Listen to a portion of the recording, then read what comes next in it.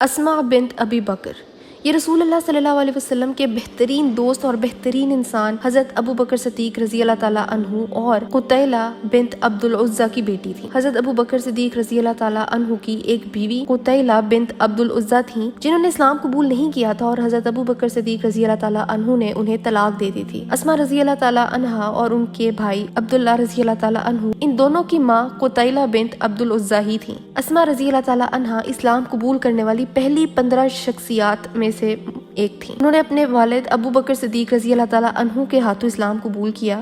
جب رسول اللہ صلی اللہ علیہ وسلم پر پہلی وحی کا نزول ہوا تھا تو وہ صرف 11 سال کی تھیں۔ اسماء رضی اللہ تعالیٰ عنہ جب تک مکہ میں رہیں تب تک ان کی زندگی کے بارے میں ہمیں کچھ خاص زیادہ ڈیٹیلز نہیں ملتی۔ وہ ان لوگوں میں سے تھی جو خود دارالارقم میں جا کے رسول اللہ صلی اللہ علیہ وسلم سے دین سیکھا کرتی تھیں۔ ان کی شادی زبیر ابن العوام سے مدینہ میں ہجرت کرنے سے پہلے ہوئی تھی، اور ہجرت کے وقت وہ اپنی پہلی اولاد ایکسپیکٹ کر رہی تھیں۔ ہجرت کے دوران ان کے ذمہ رسول اللہ صلی اللہ علیہ وسلم اور حضرت ابو بکر صدیق رضی اللہ تعالیٰ عنہ کو کھانا مہیا کرنا تھا۔ جب رسول اللہ صلی اللہ علیہ وسلم نے انہیں دیکھا کہ وہ کس طرح اپنی کمر سے 2 بیلٹس باندھے ہوئے ان پہ کھانا رکھ کے رسول اللہ اور اپنے والد کی خدمت کر رہی ہیں، تو رسول اللہ صلی اللہ علیہ وسلم نے ان سے کہا کہ اس اسٹرگل کے بدلے اللہ تمہیں ایسی 2 بیلٹس جنت میں عطا کرے گا، جس کا مطلب جنت کا لباس ہے۔ مطلب اسماء رضی اللہ تعالیٰ عنہ کو بھی دنیا میں ہی جنت کی بشارت مل چکی تھی۔ ہجرت کے بعد بھی اسماء رضی اللہ تعالیٰ عنہ اپنی اس نازک حالت میں بھی اپنی جان رسک میں ڈال کے رسول اللہ صلی اللہ علیہ وسلم اور حضرت ابو بکر صدیق رضی اللہ تعالیٰ عنہ کو کھانا دینے جایا کرتی تھی۔ ان کے بھائی عبداللہ بن ابو بکر کے ذمہ مکہ کے لوگوں کی خبریں اور حالات پر نظر رکھنا تھا، اور اسماء رضی اللہ تعالیٰ عنہ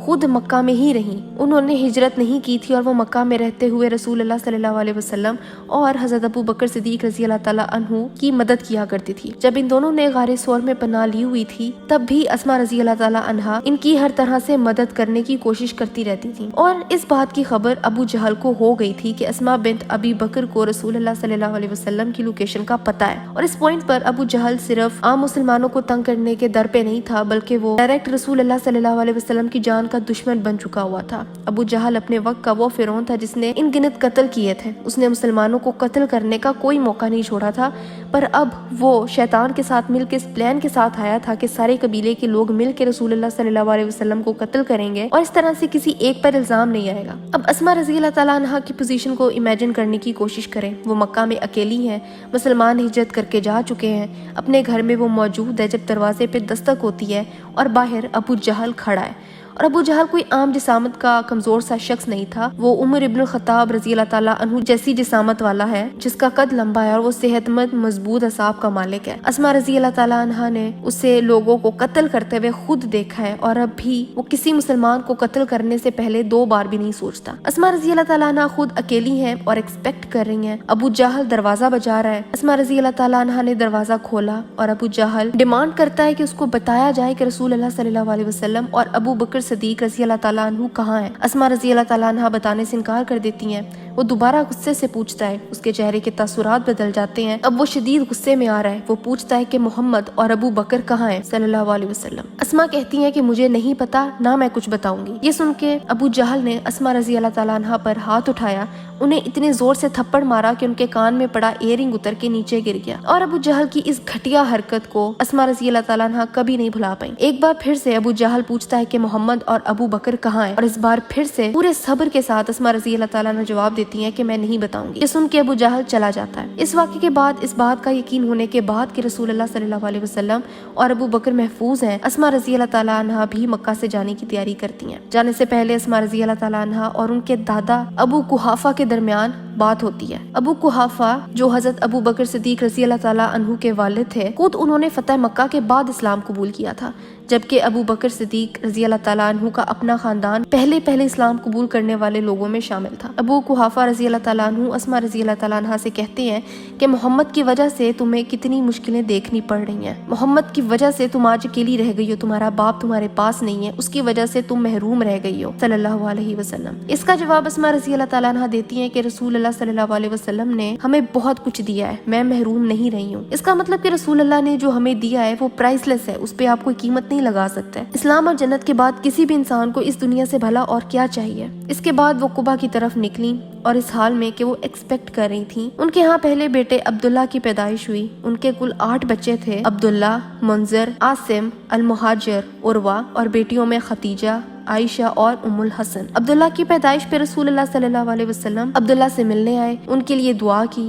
اسماء رضی اللہ تعالیٰ عنہ عبداللہ رضی اللہ تعالیٰ عنہ کے ساتھ پوری زندگی رہی اور عبداللہ رضی اللہ تعالیٰ عنہ کی وفات کے تھوڑے ہی دیر بعد ان کا بھی انتقال ہو گیا، جس کو ہم تھوڑی دیر میں ڈسکس کرتے ہیں۔ اب جب اسماء رضی اللہ تعالیٰ عنہ بھی مدینہ پہنچ گئیں تو کچھ واقعات ہیں جو کہ نریشن سے ہمیں ملتے ہیں۔ اسماء رضی اللہ تعالیٰ عنہ خود بتاتی ہیں کہ ایک بار قتیلہ، ان کی والدہ اسماء رضی اللہ تعالیٰ عنہ، ان سے ملنے مدینے آئیں۔ قتیلہ خود مسلمان نہیں ہوئی تھی لیکن وہ اسماء رضی اللہ تعالیٰ عنہ سے ملنے مدینہ آتی تھی، اور اسماء رضی اللہ تعالیٰ عنہ کو سمجھ نہیں آتی تھی کہ وہ اپنی ماں سے مل کے کیسے ریئیکٹ کرے۔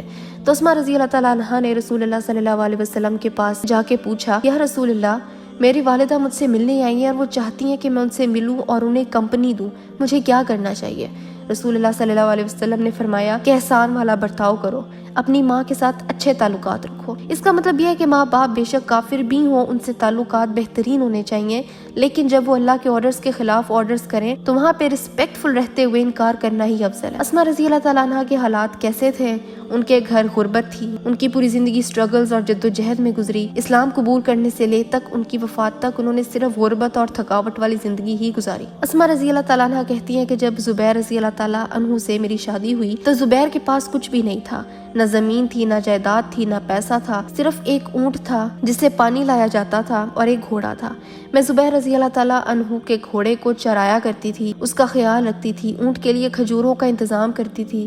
رسول اللہ صلی اللہ علیہ وسلم نے زبیر رضی اللہ تعالیٰ عنہ کو ایک زمین تحفے میں دی ہوئی تھی جہاں کھجوریں اگا کرتی تھی، کیونکہ زبیر رضی اللہ تعالیٰ عنہ کے پاس اپنا کچھ بھی نہیں تھا۔ ان کا سارا وقت جنگوں میں اور رسول اللہ صلی اللہ علیہ وسلم کی آرمی کے جنرل کے فرائض پورے کرنے میں گزر جاتا تھا۔ اسماء رضی اللہ تعالیٰ عنہ کہتی ہیں کہ اس زمین سے وہ کھجوریں اٹھا کے لایا کرتی تھیں اور وہ زمین مدینہ سے 2 میل کے فاصلے پہ تھی۔ اسماء رضی اللہ تعالیٰ عنہ کہتی ہیں کہ ایک دن جب میں کھجوریں سر پر اٹھائے واپس مدینہ کی طرف جا رہی تھی کہ راستے میں مجھے رسول اللہ صلی اللہ علیہ وسلم ملے جو کہ اپنے صحابہ کے ساتھ تھے۔ رسول اللہ صلی اللہ علیہ وسلم نے جب اسماء رضی اللہ تعالیٰ عنہ کو اس مشکل حال میں دیکھا تو انہوں نے اپنے اونٹ کو نیچے بٹھایا اور اسماء رضی اللہ تعالیٰ عنہ سے کہا کہ اونٹ پر بیٹھ جاؤ۔ اسماء رضی اللہ تعالیٰ عنہ نے کہا کہ مجھے شرم محسوس ہوئی کہ میں آدمیوں کے ساتھ گھر کیسے جاؤں، کیونکہ مجھے زبیر رضی اللہ تعالیٰ عنہ کی غیرت کا اور ان کی عزت کا خیال تھا۔ مجھے یاد آیا کہ وہ کتنے غیور انسان ہیں۔ وہ کہتی ہیں کہ نہ صرف مجھے ان کی شدید غیرت کا خیال آیا بلکہ یہ بھی خیال آیا کہ نہ جانے زبیر رضی اللہ تعالیٰ عنہ کو کیسا لگے گا، ان کا ریئیکشن کیسا ہوگا جب انہیں پتہ چلے گا کہ میں رسول اللہ صلی اللہ علیہ وسلم کے اونٹ پر سوار ہو کے مردوں کے ساتھ مدینہ واپس آئی ہوں۔ میں نے یہ سوچتے ہوئے رسول اللہ کی طرف دیکھا اور رسول اللہ خود بھی یہ سمجھ گئے، کیونکہ وہ بھی زبیر رضی اللہ تعالیٰ عنہ کو بہت اچھے سے جانتے تھے۔ رسول اللہ صلی اللہ علیہ وسلم بغیر کچھ کہے اپنے اونٹ پر سوار ہوئے اور اپنے صحابہ کے ساتھ اپنے سفر جاری رکھتے ہوئے چلے گئے۔ اسماء رضی اللہ تعالیٰ عنہ کہتی ہیں کہ میں نے بعد میں یہ بات زبیر کو بتائی کہ میں کھجوریں اپنے سر پر لادے ہوئے مدینہ آ رہی تھی تو رسول اللہ صلی اللہ علیہ وسلم نے مجھے دیکھا اور اپنے اونٹ پر سوار ہونے کا کہا، لیکن آپ کی غیرت کا سوچتے ہوئے میں نے ایسا نہیں کیا۔ تو زبیر رضی اللہ تعالیٰ عنہ نے کہا کہ تمہارا اس حال میں کھجوریں سر پر اٹھائے ہوئے دیکھے جانا میرے لیے زیادہ تکلیف کی بات ہے بجائے اس کے کہ تم رسول اللہ صلی اللہ علیہ وسلم کے اونٹ پر سوار ہو جاتی۔ زبیر رضی اللہ تعالیٰ عنہ کو اسماء رضی اللہ تعالیٰ عنہ کی سٹرگل اور حالت پر زیادہ دکھ ہوا کہ وہ غربت کے باعث اتنی دور سے کھجوریں لانے میں محنت کرتی ہیں۔ اسماء رضی اللہ تعالیٰ عنہ کہتی ہیں کہ یہ مشکل میں تب تک اٹھاتی رہی جب تک ایک دن ان کے والد ابو بکر صدیق رضی اللہ تعالیٰ عنہ نے مجھے ایک خادمہ دے دی جو میرا یہ کام کر دیا کرتی تھی۔ میری بجائے اب وہ گھوڑے اور اونٹ کی دیکھ بھال کرتی تھی اور مجھے یوں لگا جیسے کہ مجھے غلامی سے آزادی مل گئی ہو۔ جو حدیثیں ہمیں اسماء رضی اللہ تعالیٰ عنہ سے روایت ملتی ہیں ہمیں ان کے حالات کی بہت اچھے سے عکاسی کرتی ہوئی نظر آتی ہیں۔ عبداللہ ابن زبیر کہتے ہیں کہ جب سورہ تکاثر کی 8ویں آیت نازل ہوئی تھی جو کہ ہے کہ اس دن تم سے تمہاری نعمتوں کے بارے میں پوچھا جائے گا، تو زبیر رضی اللہ تعالیٰ عنہ نے پوچھا کہ کس طرح کی نعمتوں کے بارے میں پوچھا جائے گا جبکہ صرف 2 کالی چیزیں یعنی کھجور اور میٹھا پانی ہی میسر ہے۔ تو رسول اللہ صلی اللہ علیہ وسلم نے کہا کہ ہاں، تم سے پانی اور کھجور کا بھی حساب لیا جائے گا، تم سے اس بارے میں بھی پوچھا جائے گا۔ ایک اور نریشن سے پتہ چلتا ہے کہ ایک بار اسماء رضی اللہ تعالیٰ عنہ رسول اللہ صلی اللہ علیہ وسلم کے پاس آئیں اور کہا کہ میرے پاس اپنا کچھ بھی نہیں ہے، صرف وہی ہے جو زبیر گھر میں لے کے آتے ہیں، کیا مجھے اس کو صدقہ کر دینا چاہیے؟ رسول اللہ صلی اللہ علیہ وسلم نے فرمایا کہ صدقہ مت روکو ورنہ تمہارا رزق بھی روک لیا جائے گا۔ ایک اور نریشن سے پتا چلتا ہے کہ رسول اللہ صلی اللہ علیہ وسلم نے اسما رضی اللہ تعالیٰ عنہا سے کہا کہ گنتی مت کرو ورنہ اللہ بھی تمہیں نوازتے ہوئے گنتی کرے گا۔ مطلب کہ جب صدقہ کرو تو گن کے کنجوسی سے مت کرو، کھلے ہاتھوں سے احسان کرو تاکہ اللہ بھی تمہیں کھلے ہاتھوں سے رزق عطا کرے۔ اسما رضی اللہ تعالیٰ عنہا نے نہ صرف مشکلات دیکھی بلکہ جنگ یرموک میں تلوار اٹھا کے مسلمان واریئرز کے ساتھ مل کے جنگ لڑی۔ وہ فطرت سے بہت بہادر اور نڈر تھی۔ اسما رضی اللہ تعالیٰ عنہا وہ ماں تھیں جنہوں نے عبداللہ ابن زبیر کو جنم دیا تھا، جو مسلمانوں کے خلیفہ بنے تھے، جو ایک عظیم اسکالر تھے، بہترین صحابی اور لیڈر تھے، اور آخر میں وہ شہید بھی ہوئے۔ اسما رضی اللہ تعالیٰ عنہا نے عروہ ابن زبیر کو جنم دیا، جن سے ہمیں عائشہ رضی اللہ تعالیٰ عنہا سے کی جانے والی روایت ملتی ہیں۔ عائشہ رضی اللہ تعالیٰ عنہا عروہ رضی اللہ تعالیٰ عنہ کی خالہ تھیں۔ ان کے ساتھ رہ کے عروہ رضی اللہ تعالیٰ عنہ نے جتنی ہو سکی اتنی نالج حاصل کی اور آگے تک پہنچائی، جس کی وجہ سے ہمیں عائشہ رضی اللہ تعالیٰ عنہا سے روایت حدیث ملتی ہیں۔ ہم امیجن بھی نہیں کر سکتے کہ اسما رضی اللہ تعالیٰ عنہا کتنی عظیم ماں تھیں، جن کے بیٹوں نے اسلام کے لیے نہ صرف زندگی وقف کی بلکہ ان کی خدمات اور سٹرگلز کی وجہ سے آج تک امت دینی فائدہ اٹھا رہی ہے۔ عبداللہ ابن زبیر سے عائشہ رضی اللہ تعالیٰ عنہا کو بہت محبت تھی۔ ان کی محبت بالکل ویسی ہی تھی جیسے ایک ماں کو اپنے بیٹے سے ہوتی ہے۔ ایک بار عائشہ رضی اللہ تعالیٰ عنہا نے رسول اللہ صلی اللہ علیہ وسلم سے پوچھا کہ مجھے کس کی کنیت لینی چاہیے، جیسے ام کلثوم یا ابو ہریرہ۔ عائشہ رضی اللہ تعالیٰ عنہا کی اپنی کوئی اولاد نہیں تھی تو وہ کس کی کنیت لیتی؟ رسول اللہ صلی اللہ علیہ وسلم نے فرمایا تمہیں ام عبداللہ کی کنیت لینی چاہیے کیونکہ عبداللہ تمہارے لیے تمہارے بیٹوں کی طرح ہے۔ اب ایک اور انسیڈنٹ ڈسکس کرتے ہیں۔ جب اسما رضی اللہ تعالیٰ عنہا 100 سال کی ہو چکی تھی، 100 سال کی اسما رضی اللہ تعالیٰ عنہا اپنے اس بیٹے سے بات کر رہی ہیں۔ یہ وہ عظیم خاتون ہیں جنہوں نے پوری زندگی سٹرگلز میں گزاری۔ اسما رضی اللہ تعالیٰ عنہا کے اس بیٹے کو حجاج نے کعبہ میں قتل کر دیا تھا۔ عبداللہ بن زبیر کی مکہ میں دور خلافت کے دوران کعبہ پر اور مکہ پر حجاج نے حملہ کیا تھا اور اس حملے کی وجہ سے مسلمانوں کے دل کام کے رہ گئے تھے۔ آج کل کووڈ کے ٹائم پہ ہم نے دیکھا ہے کہ حرم خالی ہو چکا تھا، کعبہ کے گرد طواف کرنے والا کوئی نہیں تھا، اور یہ دیکھ کے مسلمانوں کے دلوں کو کتنی اذیت پہنچی تھی۔ اب امیجن کرے کہ کعبہ پر حملہ ہوتا ہے اور عبداللہ اور اسما رضی اللہ تعالیٰ عنہا کے درمیان جو بات چیت ہوتی ہے، اب ہم وہ ڈسکس کرتے ہیں۔ جب عبداللہ رضی اللہ تعالیٰ عنہ اپنی ماں کے پاس آتے ہیں یہ ایڈوائس لینے کے لیے کہ انہیں کیا کرنا چاہیے، کیا میں ان لوگوں کے سامنے سرنڈر کر دوں؟ 100 سالہ اسما رضی اللہ تعالیٰ عنہ کہتی ہیں کہ اللہ کی قسم تلوار سے باوقار وار کرنا ذلت امیز کوڑا کھانے سے بہتر ہے۔ مطلب کہ وقار کے ساتھ کھڑے رہو۔ ہم نے جب ابو جہل کا دور باوقار طریقے سے اس کے سامنے کھڑے رہ کے گزارا ہے تو ایسی کون سی مشکل حالات ہے جو ہم نے نہیں دیکھے؟ اب بھی اپنے وقار کو برقرار رکھو اور حق پر کھڑے رہو۔ عبداللہ نے کہا کہ اے میری والدہ کیا آپ کو میرے لیے دکھ نہیں ہوتا؟ اسما رضی اللہ تعالیٰ عنہ ایک عظیم مسلمان ہی نہیں بلکہ وہ عظیم ماں بھی ہیں جنہوں نے اپنے بیٹوں کی تربیت میں بہادری ڈالی تھی۔ وہ ایک کمزور ماں نہیں تھی جو اپنے بیٹوں کی لمبی زندگی کے لیے جھک جانے کا مشورہ دے دیتی۔ ایک بہادر بیٹے کی بہادر ماں نے جواب دیا کہ مجھے تب زیادہ دکھ ہوتا اگر تم تب مارے جاتے جب تم غلطی پر کھڑے ہوتے۔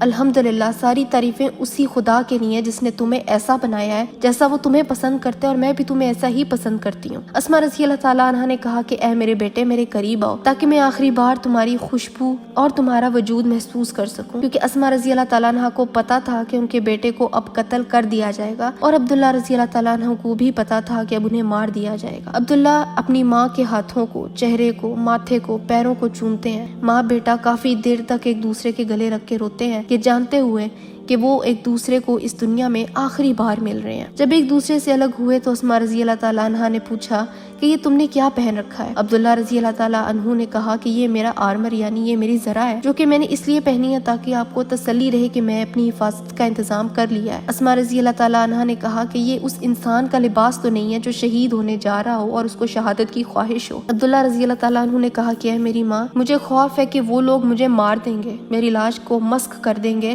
وہ میری لاش کو لٹکا دیں گے۔ اسما رضی اللہ تعالیٰ عنہ نے کہا کہ اے میرے بیٹے بھیڑ جب ذبح ہو جاتی ہے تو اس کی کھال اتارنے سے اس کو کوئی نقصان نہیں ہوتا، تم اپنے کلیئر ویژن کے ساتھ آگے بڑھو اور اللہ سے مدد مانگو۔ عبداللہ رضی اللہ تعالیٰ عنہ جانے سے پہلے اسما رضی اللہ تعالیٰ عنہ سے کہتے ہیں کہ آپ میرے لیے دعا کرتے رہیے گا اور میرے لیے دعا کرنا بند نہ کیجیے گا۔ وہ جانتے تھے کہ اب وہ قتل کر دیے جائیں گے، ان کے جانے کے بعد اسما رضی اللہ تعالیٰ عنہ اپنے ہاتھ اٹھا کے ان کے لیے دعا کرتی ہیں۔ عبداللہ بن زبیر رضی اللہ تعالیٰ عنہ کو حجاج ابن یوسف نے کعبہ پر شہید کر دیا۔ عبداللہ بن عمر کہتے ہیں کہ مجھے یاد ہے کہ جب مدینہ میں عبداللہ بن زبیر پیدا ہوئے تھے تو مسلمانوں نے اللہ اکبر کے نعرے بلند کیے تھے، اور میں یہ دیکھتا ہوں کہ جب عبداللہ بن زبیر کو شہید کیا گیا ہے اور اب بھی مسلمان اللہ اکبر کے نعرے بلند کر رہے ہیں، اور وہ لوگ جو پیدائش پر خوش تھے وہ بہترین لوگوں میں سے تھے، اور اب وہ لوگ جو قتل کرنے پر خوش ہو رہے ہیں وہ اب لوگوں میں سے بدترین لوگ ہیں۔ عبداللہ بن زبیر رضی اللہ تعالیٰ عنہ کے قتل ہو جانے کے بعد اسما رضی اللہ تعالیٰ عنہ گھر سے باہر اپنے بیٹے کی لاش دیکھنے گئیں تو عبداللہ ابن عمر رضی اللہ تعالیٰ عنہ نے انہیں روکنے کی کوشش کی اور کہا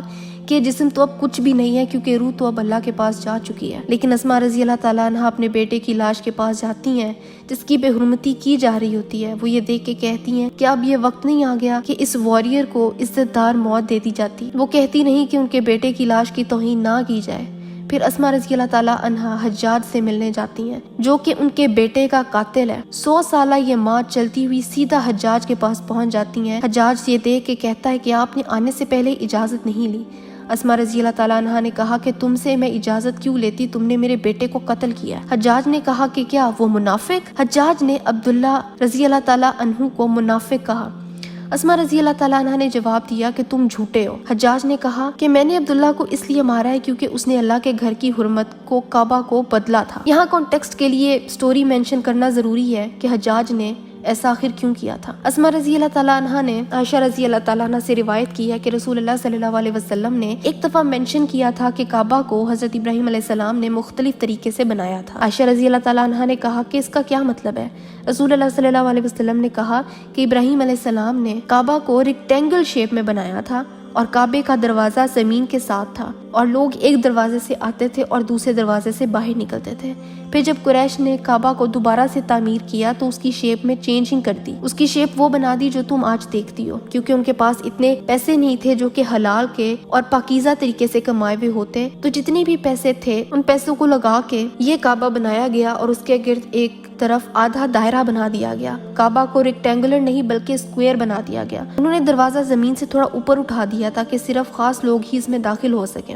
عائشہ رضی اللہ تعالیٰ عنہا نے کہا کہ یا رسول اللہ کیا آپ اس کو تبدیل نہیں کریں گے؟ رسول اللہ صلی اللہ علیہ وسلم نے کہا کہ اگر مجھے گمان نہ ہوتا کہ میں اس تبدیلی کرنے سے لوگوں میں جاہلیت کے باعث غیر ضروری طور پہ ریئیکشن نہ آتا تو میں اس کو ضرور تبدیل کر دیتا۔ یہ حدیث اسما رضی اللہ تعالیٰ عنہ نے بیان کی ہے۔ جب عبداللہ ابن زبیر رضی اللہ تعالیٰ عنہ خلیفہ بنے تو انہوں نے کعبہ کو ویسے ہی تعمیر کروا دیا جیسے رسول اللہ صلی اللہ علیہ وسلم نے بتایا تھا، جیسے ابراہیم علیہ السلام نے تعمیر کیا تھا۔ عبداللہ ابن زبیر رضی اللہ تعالیٰ عنہ کا کعبہ کو ویسے ہی تعمیر کرنا حجاج کو منافقت لگا۔ اسے لگا کہ عبداللہ ابن زبیر نے کعبہ کی بے حرمتی کی ہے، اور اس پر اسما رضی اللہ تعالیٰ عنہ کی بات کا جواب دیتے ہوئے اس نے کہا کہ عبداللہ نے کعبہ کی بے حرمتی کی ہے اور ایسے شخص کو مار دینا ہی بہتر ہے تاکہ اللہ اس کو اس کام کی سزا دے جو وہ کام وہ کر چکا ہے۔ اسما رضی اللہ تعالیٰ عنہ نے کہا کہ تم جھوٹے ہو، تم اللہ کے دشمن ہو۔